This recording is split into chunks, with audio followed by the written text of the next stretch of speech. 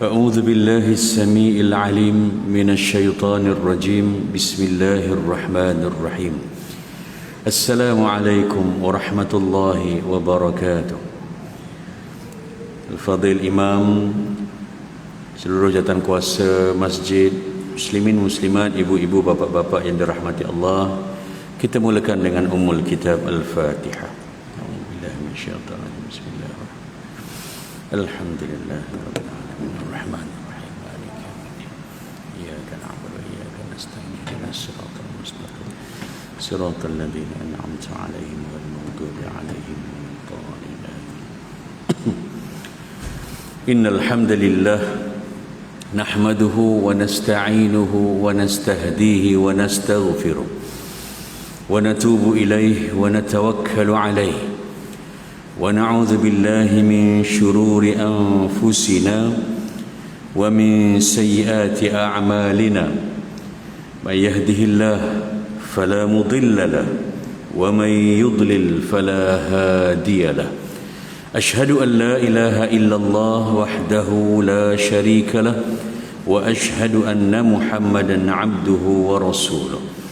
اللهم صل وسلم على سيدنا محمد وعلى آله وأصحابه ومن سار على دعوته بإحسان إلى يوم الدين. أما بعد.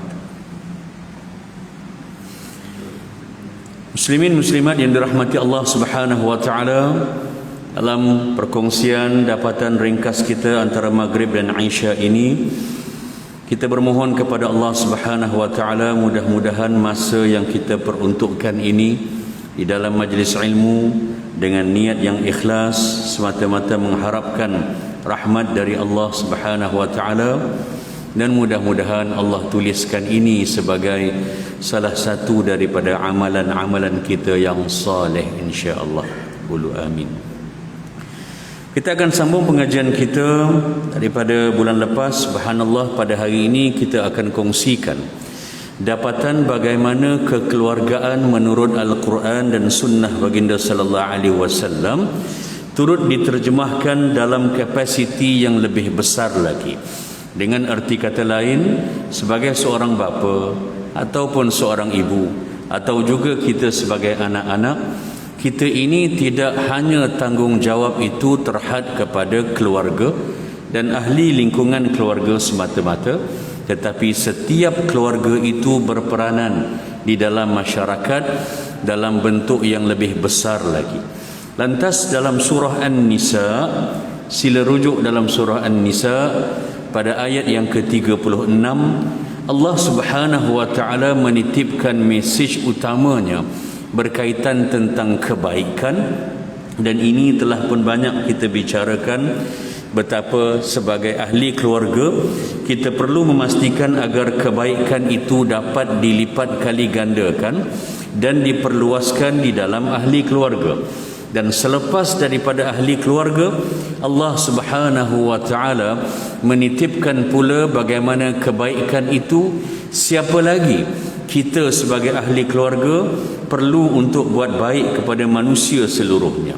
Ini adalah merupakan antara keindahan dan kesenian di dalam surah An-Nisa, antara ayat ataupun suar At-Tiwal yang bermaksud surah-surah yang panjang, dan antaranya adalah surah An-Nisa, iaitu ia bukan sahaja menceritakan tentang hak dan tanggungjawab antara suami isteri, lelaki dan wanita, tetapi ia juga menyentuh tentang hak berkaitan dengan orang lain juga yang di luar daripada batasan ahli keluarga. A'udzu billahi minasyaitonir rajim. Wa'budullaha wa la tusyriku bihi syai'a wa bil walidaini ihsana wa bidzil qurba wal yatama wal masakin wal jari dzil qurba wal jaril junubi was sahibi bil jambi وابن السبيل وما ملكت أيمانكم إن الله لا يحب من كان مختالا فخورا. yang bermaksud, dan hendaklah kamu menyembah Allah Subhanahu wa taala dan jangan sesekali kamu mensyirikkan Dia dengan sesuatu apa juga sekalipun. Hendaklah kamu selepas itu berbuat baik kepada kedua ibu bapa, dan seterusnya berbuat baik kepada ahli keluarga, sanak saudara ataupun kaum kerabat. Seterusnya kamu hendaklah melakukan kebaikan kepada anak-anak yatim, kepada orang-orang miskin, kepada jiran tetangga yang dekat dengan kamu dan jiran tetangga yang jauh dari kamu. Berbuat baiklah juga kepada rakan-rakan yang bersama di dalam pemusafiran kamu serta hamba-hamba yang kamu miliki. Sesungguhnya Allah Subhanahu wa taala tidak menyukai kepada orang-orang yang sombong, takbur dan membangga-banggakan diri. Muslimin yang dirahmati Allah, dalam ayat 36 surah An-Nisa ini mencirikan ada 10 sasaran ataupun matlamat untuk kita melakukan dan melaksanakan kebaikan. Dan sudah tentu daripada yang 10 ini mendahului senarai yang berada di atas sekali. Perlu kita letakkan dan sampaikan mesej ini kepada ahli keluarga, iaitulah untuk memberikan dan mempersembahkan kebaikan dan ketaatan kepada Allah Subhanahu wa taala. Ini selaras dengan permulaan ayat ini dengan lafaz a'udzubillahi minasyaitonir rajim, wa'budullaha wa la tusyriku bihi syai'a, yang bermaksud hendaklah kamu menghambakan diri kepada Allah Subhanahu wa taala dan janganlah kamu menyengutukan, yakni menyamatarakan Allah dengan sesuatu apa juga. Allah mulakan ayat ini dengan suruhan agar kita mengabdikan diri. Di sini perlu untuk kita memahami konsep pengabdian dan ada hikmahnya mengapa pada awal-awal Islam itu lahir di Makkah. Baginda Rasulullah sallallahu alaihi wasallam masih lagi memberi ruang. Allah juga tidak menurunkan pada ketika itu di awal-awalnya tentang hukuman ataupun peraturan membanteras dan juga menghapuskan sistem perhambaan, kerana ia adalah merupakan sistem yang telah pun berakar umbi lama dalam kehidupan Quraisy Makkah. Dan dalam masa yang sama Allah Subhanahu wa taala nak tunjukkan perbezaan nanti yang akan berlaku dalam komunikasi sesama manusia apabila sistem perhambaan itu dihapuskan. Lantas atas dasar itu, sebagai hamba ataupun sebagai tawanan dan juga yang dimiliki oleh tuan, zaman dahulu hamba ini dia tidak mampu, malah tidak ada sebarang hak untuk meminta apa-apa.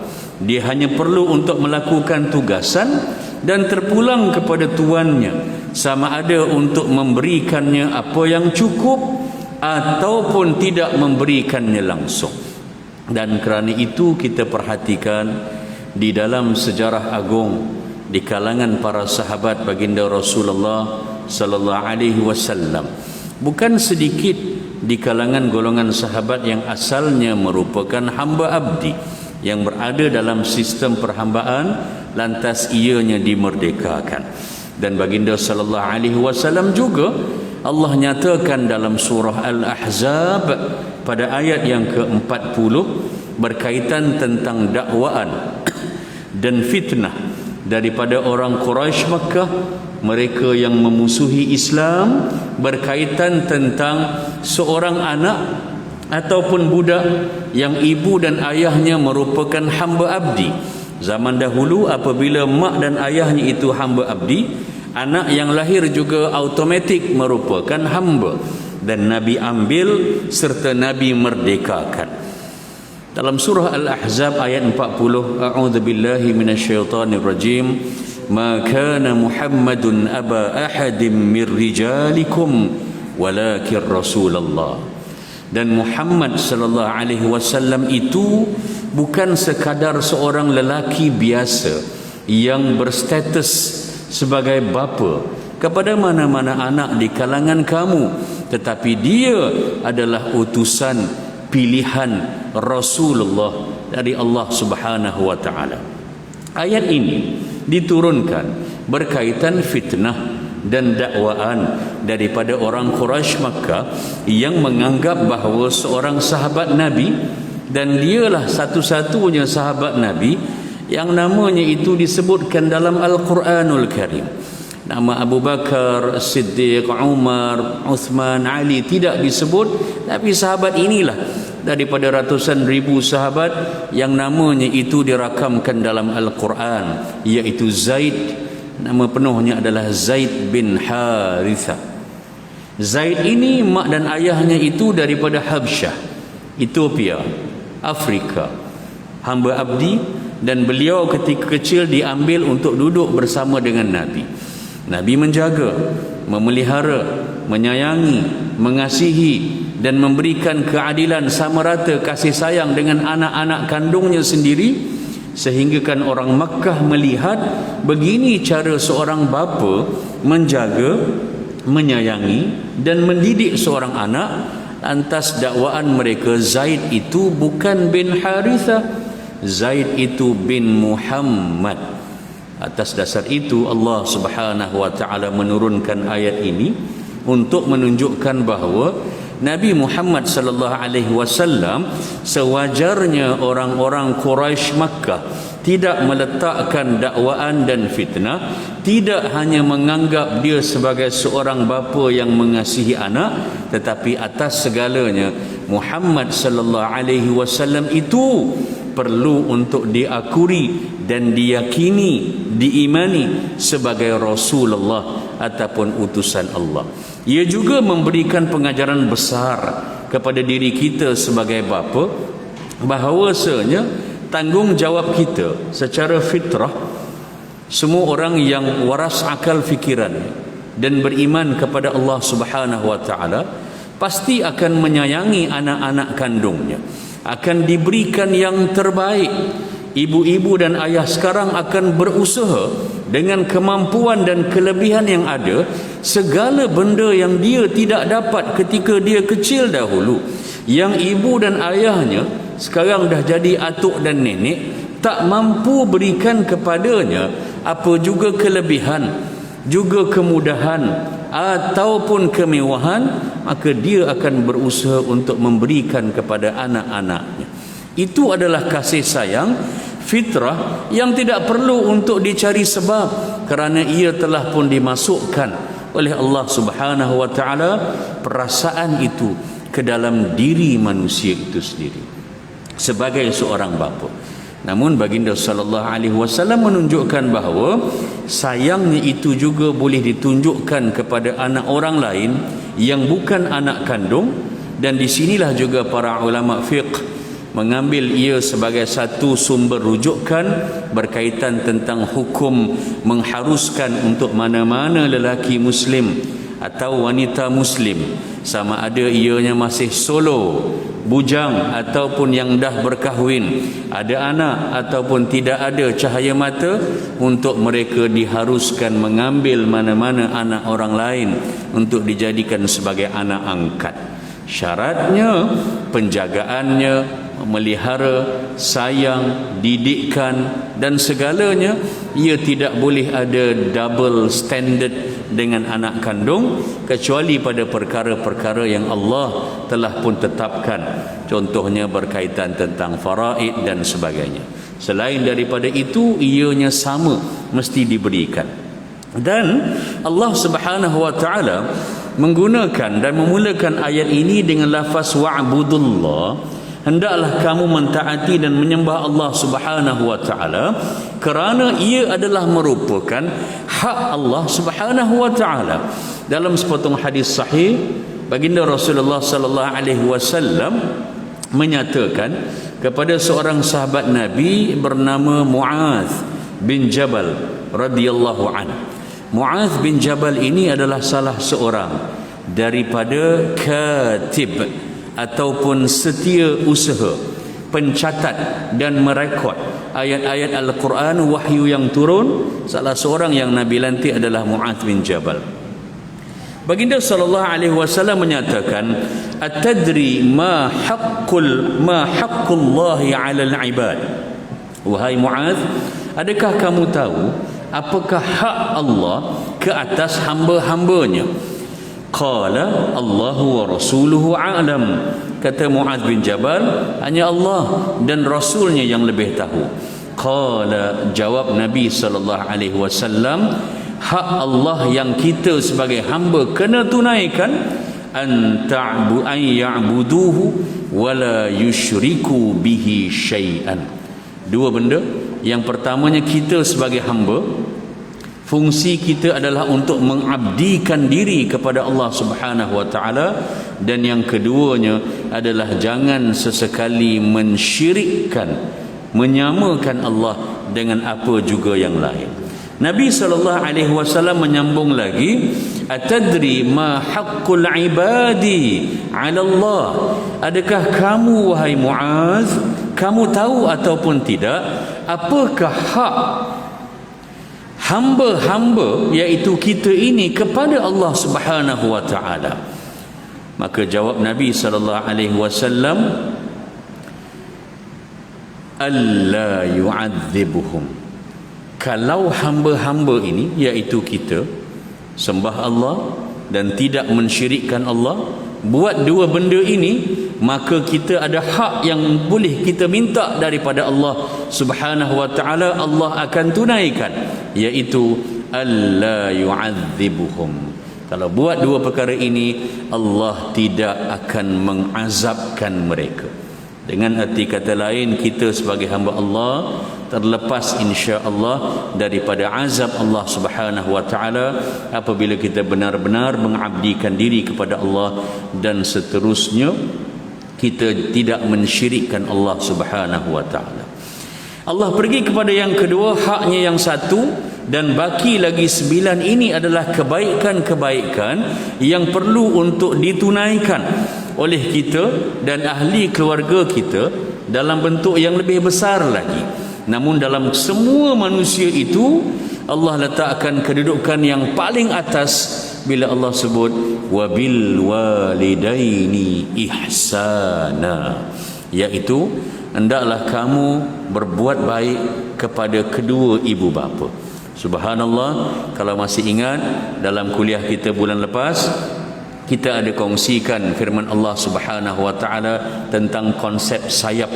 Manusia, anak yang berjaya ni umpama ada sayap, boleh terbang tinggi, lagi tinggi dia terbang, lagi kecil dia nampak orang yang ada di bawah, dan ini boleh menjadikan dia sombong, bangga, bongkak dan sebagainya. Tetapi bila dia berada dengan ibu dan ayahnya, ataupun apa-apa urusan berkaitan dengan ibu dan ayahnya, maka sayapnya itu umpama dikuncupkan ataupun ditutup, tidak disebarkan, artinya tidak perlu untuk dia meninggi, dia kena rendahkan serendah-rendahnya apabila berhadapan dengan kedua ibu bapa.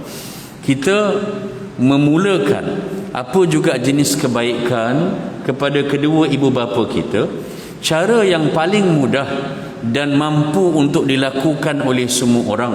Al-maklum, kemampuan masing-masing berbeza, cara hidup dan juga apa yang dimiliki oleh setiap orang mungkin berbeza. Lantas bagaimana cara seseorang itu memberikan perkhidmatannya kepada kedua ibu bapanya juga berbeza.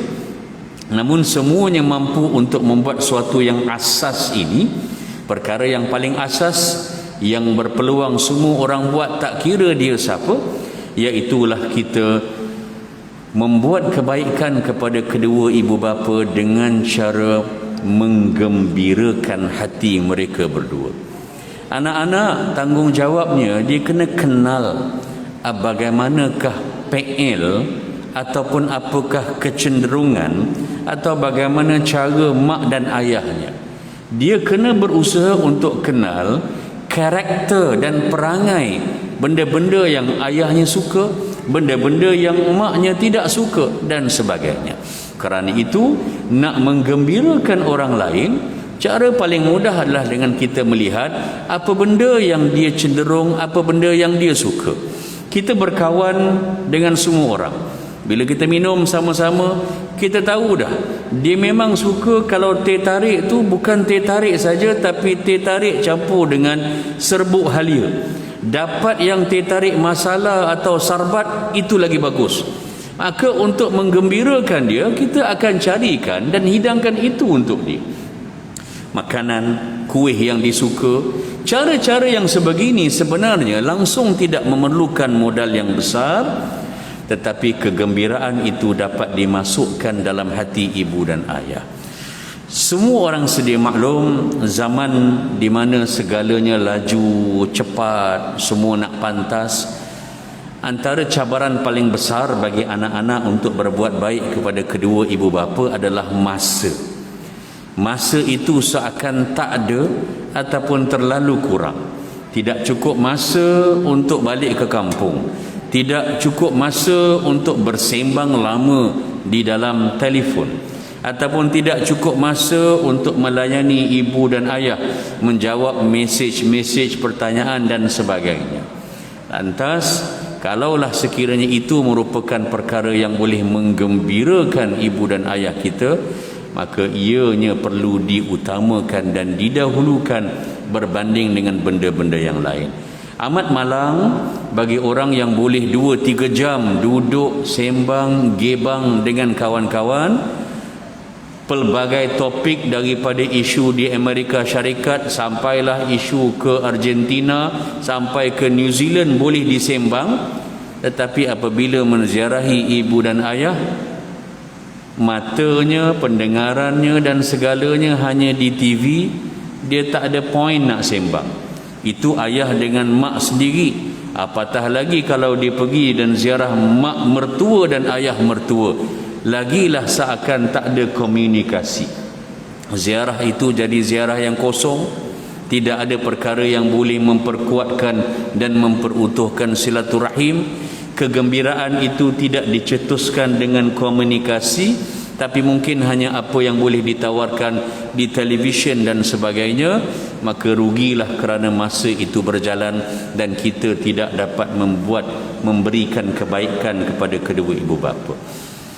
Yang ketiga, golongan yang Allah Subhanahu wa taala sebutkan untuk dibuat kebaikan dalam ayat ini selepas daripada ibu bapa, iaitu wa bidzil qurba. Artinya, berbuat baiklah kamu kepada ahli keluarga.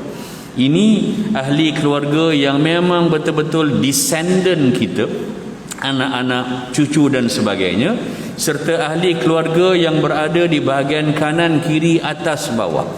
Pak menakan, mak, saudara, sepupu, dua pupu dan sebagainya, yang sekarang ini orang biasa gunakan istilah dengan gelaran saudara masa musim durian sahaja.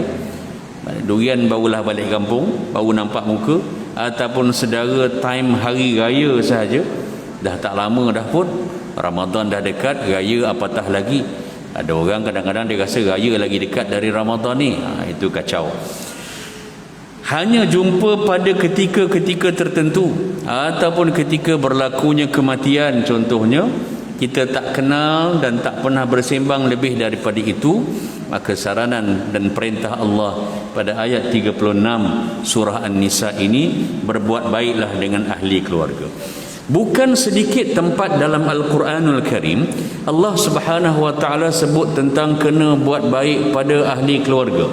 Zawil qurba, yang mempunyai hubungan darah daging, buat baik berulang-ulang kali. Mengapa ianya diulang banyak kali dalam Al-Quran? Antara hikmah dan sebabnya adalah nak buat baik kepada saudara mara ni, buat baik kepada kaum kerabat, ianya subhanallah adalah merupakan cabaran yang sangat besar.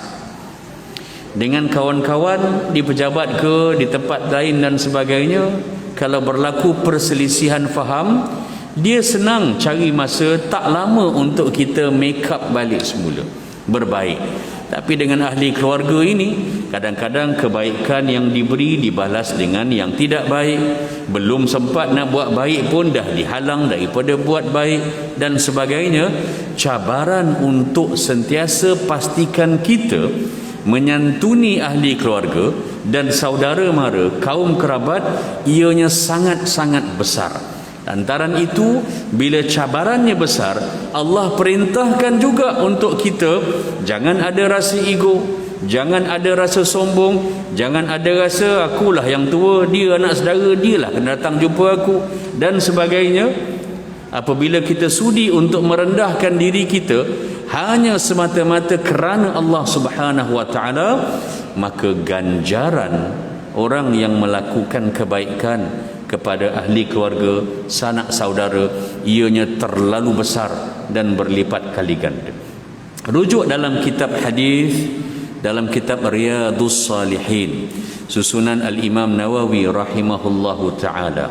Dalam sepotong hadis sahih ini, baginda Rasulullah sallallahu alaihi wasallam didatangi oleh seorang lelaki, dan lelaki ini mengadu kepada baginda sallallahu alaihi wasallam tentang urusan dia, lelaki itu, dengan kaum kerabatnya, dengan saudara maranya. Lelaki itu bertanya kepada Rasulullah sallallahu alaihi wasallam. Dia kata, "Ya Rasulullah, wahai Rasulullah." Boleh rujuk hadis ini dalam kitab Riyadhus Salihin. "Anna li qarabatun." Aku ada kaum kerabat. Tidak disebutkan berapa, maksudnya ramailah. Aku ada kaum kerabat, ada saudara mara. Samalah macam kita. Saudara mara memang ramai. "Anna li qarabatun." Aku ada kaum kerabat, saudara mara.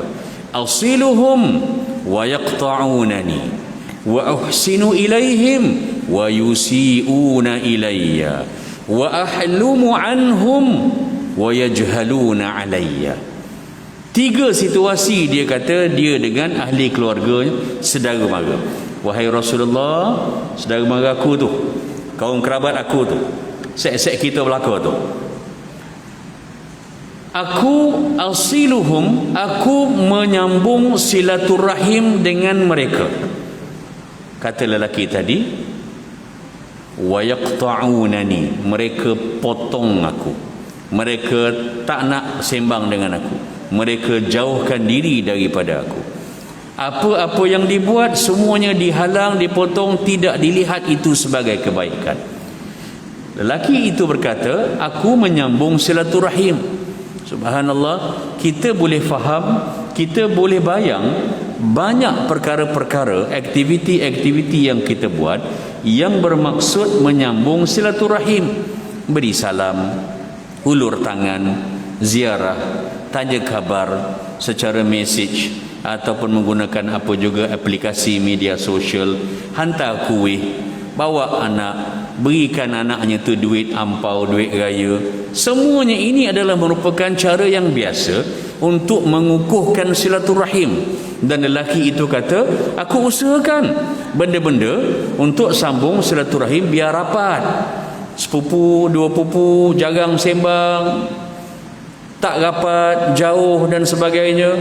Jauh fizikal tu satu, jauh hati tu satu lagi, susah nak jawab. Aku cuba sambung silaturahim." Dan kemudian apa yang keluarga dia, saudara mara dia buat? "Wa yaqta'unani," mereka tak balas seperti mana yang aku buat. Maksud potong di sini adalah lelaki itu mungkin berikan 4 ataupun 5, kadang-kadang balasan tu nampak separuh sahaja. Bersembang, cakap panjang, bagi salam gitu gini, 5 kebaikan, mungkin 1 ataupun separuh saja kebaikan tu yang diberikan semula oleh kaum kerabat. Kedua, kata lelaki ini, "Wa uhsinu ilaihim." Wa uhsinu ilaihim maknanya aku pun buat baik kepada mereka. Bantu, beri khidmat, bantuan dan sebagainya, aku berbuat baik kepada mereka dengan lisan, dengan tindakan fizikal. Apa yang dibuat oleh kaum kerabat, wa yusi'una ilayya, mereka balas kebaikan-kebaikan aku dengan kejahatan-kejahatan dan keburukan-keburukan. Wa ahlumu anhum wa yajhaluna alayya. Yang ketiga, aku pun mengalah, Aku mengalah dan aku berlemah lembut kepada saudara maraku. Kaum kerabat aku cakap aku macam-macam, buat aku ini, anggap aku begitu begini, tetapi aku berlembut. Maksud berlembut di sini mengalah, tak payah nak jawab, tak nak bertekak, tak nak berdebat, terima sajalah apa mereka nak kata. Itu yang dibuat oleh lelaki tadi. Apa reaksi saudara mara? Wa yajhaluna alayya. Mereka buat jahil sahaja. Artinya mereka buat tak nampak, mereka buat pandang tak pandang, mereka buat tak kisah, walaupun mereka tahu yang dibuat oleh lelaki itu adalah perkara yang betul. Subhanallah. Ia berlaku ini zaman baginda sallallahu alaihi wasallam, tapi bukankah ini juga perkara yang normal yang kita nampak sekarang berlaku dalam banyak institusi-institusi kekeluargaan dan saudara mara. Lantas dia jumpa Nabi, dia nak tanya apa yang dia kena buat. Minta pandangan, wahai Nabi, apa lagi yang aku nak kena buat? Dah semua dah buat, tapi tetap ahli keluarga membalas dengan balasan yang buruk. Lantas Nabi SAW menyatakan jawapannya dalam hadis yang panjang ini.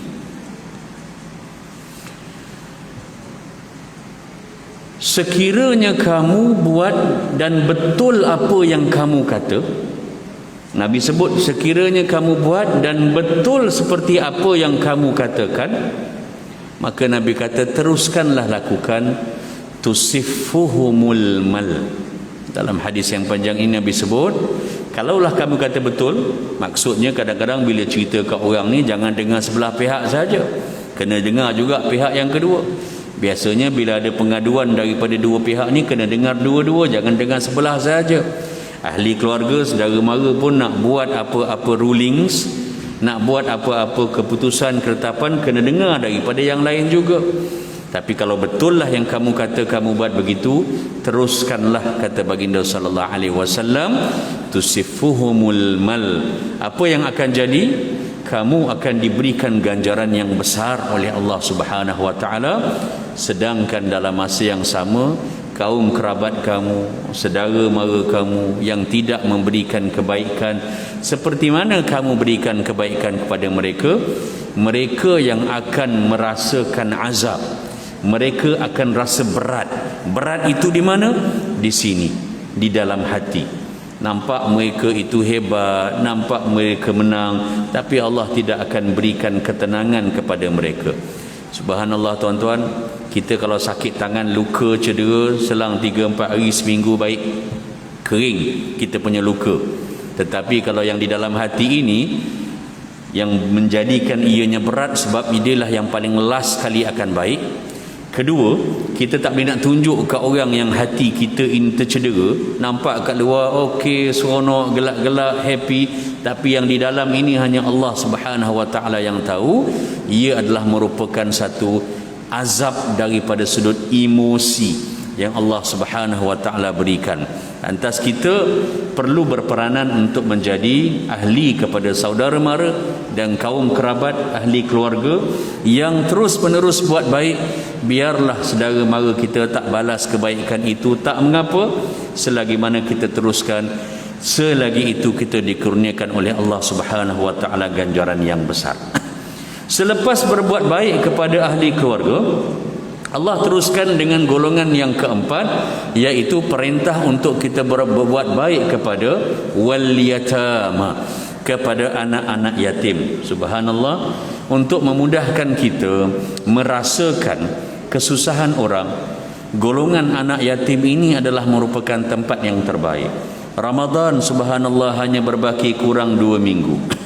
Dan kebiasaannya bulan Ramadan orang akan mencari dan juga memberikan sumbangan kepada rumah anak-anak yatim, asnaf dan sebagainya. Namun cadangan saya, sama ada ianya mewakili individu peribadi ataupun sumbangan itu daripada pihak surau masjid ataupun sumbangan itu daripada mana-mana pejabat pemimpin, janganlah anak-anak yatim ini hanya disantuni ketika Ramadan. Dia perlu dijadikan sebagai aktiviti sumbangan berterusan sepanjang tahun. Bukan hanya dicari ketika Ramadan, Kerana mereka tu Ramadan ni orang kurang makan sebenarnya, yang banyak nak makan lebih kena ada beras tu bulan-bulan lain selain daripada Ramadan, maka santunilah mereka itu secara berterusan. Selepas anak-anak yatim, Allah Subhanahu wa taala sebut wal yatama, dan kemudian Allah sebut wal masakin, iaitu golongan orang miskin. Dan ini tidak perlu untuk kita cari jauh. Kita duduk di mana pun, di lorong mana kita berjalan, naik motor, berkenderaan, bawa kereta, pasti kita akan jumpa. Atas kita lah sahaja sama ada kita nak berbuat baik kepada mereka ataupun tidak, iaitu di kalangan golongan-golongan orang miskin. Dan sama juga, ianya tidak dicari hanya ketika bersempena ataupun bersituasi dan sebagainya. Masuk waktu tiba ni. Sedikit lagi sebelum masuk Isyak. Golongan yang berikutnya Allah sebut yang perlu untuk dibuat kebaikan adalah wal jarizil qurba, jiran, tetapi jiran yang ada hubungan darah daging dengan kita. Ramai orang dulu mak ayahnya tinggalkan tanah dan sebagainya, pecah lot bagi adik-beradik. Ayah dengan mak, arwah mak ayah dah bagi dah tanah tu, dah bagi sama rata, dah faraid dan sebagainya, pun dah dapat masing-masing, tetap ada pertelingkahan, tetap tidak ada perbalahan dan sebagainya. Maka jiran-jiran yang paling atas, ada banyak jenis jiran, yang paling atas buatlah baik kepada jiran yang mempunyai hubungan darah daging dengan kita. Ramai orang alhamdulillah Allah kurniakan nikmat, rumah dia dekat dengan rumah adik-beradik, tapi kadang-kadang bila lagi dekat dengan saudara mara, lagi susah nak jumpa, lagi payah nak berbuat baik. Ini adalah merupakan cabaran yang besar. Seterusnya, jiran yang kedua yang kita kena buat baik adalah wal jaril junubi, jiran tetangga yang jauh. Jauh ini maksudnya relatif, dia sifatnya nisbi, sangat subjektif. Jauh itu atas kita yang menentukan jauhnya macam mana, dengan jenis rumah kita, kompaunnya besar mana. Kalau rumah tu besar, lamannya besar, rumah sebelah lat 2 pintu pun pada kita dah jadi jauh. Jauh ini atas kita yang menentukan. Yang bukan dekat, yang tak ada hubungan ahli keluarga pun kita kena lakukan kebaikan dan buat baik kepada mereka. Yang seterusnya, berbuat baik kepada wassahibi bil jambi. Subhanallah, iaitu buat baik kepada orang yang berada dalam musafir sama-sama dengan kita. Ni dah ramai dah yang plan untuk berjalan ke sana sini, kita ikut travel and tours sana, travel and tours sini. Kadang-kadang kita rasa kita hanya jumpa mereka masa pergi umrah 10-12 hari sahaja, kita tak kenal mereka, tak payah buat baik. Arahan Allah Subhanahu wa taala, buatlah baik dengan rakan sepejabat, rakan sekerja, rakan yang bermusafir bersama-sama. Nak tahu perangai orang sebenarnya adalah dengan pergi berjalan bermusafir bersama-sama, baru nampak bagaimana sebenarnya the true color, real yang ada pada diri seseorang. Wa bnis sabil, orang-orang yang bermusafir terputus bekalan, maka kita usahakan untuk membantu. Dan juga yang terakhir, wa ma malakat aimanukum, orang yang berada di bawah penjagaan dan penyeliaan kamu. Kalau dulu hamba abdi, yang sekarang ini sesiapa yang jadi bos, jagalah, buatlah baik subordinate dan juga staf yang berada di bawah. Yang menjadi ketua kena lihat orang-orang di bawah, ibu dan ayah melihat anak-anak dan sebagainya. Semua yang berada, hatta yang mempunyai pembantu rumah, orang gaji, maka laksanakanlah, buatkanlah kebaikan untuk mereka. Inilah 10 golongan yang Allah Subhanahu wa taala nyatakan. Mudah-mudahan ianya memberikan kepada kita gambaran yang lebih besar bagaimana tanggungjawab kita bukan sekadar untuk memastikan kebaikan untuk ahli keluarga, tetapi bila keluarga itu dah baik, keluarga itu boleh menjadi contoh memberikan kebaikan kepada masyarakat dalam kapasiti yang lebih besar lagi. Yang baik dari Allah Subhanahu wa taala, yang lemah daripada saya sendiri. Tasbih kafarah dan surat Al-Asr. Wabillahi taufiq wal hidayah. Assalamualaikum warahmatullahi wabarakatuh.